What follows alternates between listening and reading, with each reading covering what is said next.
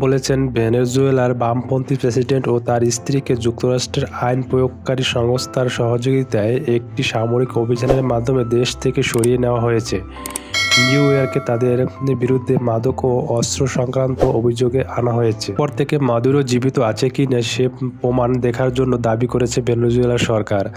তার সশস্ত্র বাহিনীর মোতায়েন করেছে এবং দেশ জুড়ে জরুরি অবস্থা ঘোষণা করেছে। মাদুরোকে আটক করা হয়েছে যে দুই দেশের মধ্যে বাড়তে থাকা উত্তেজনা প্রেক্ষাপটে। মাদুরো যুক্তরাষ্ট্রের বিরুদ্ধে হুমকি দেওয়ার অভিযোগও করেছেন।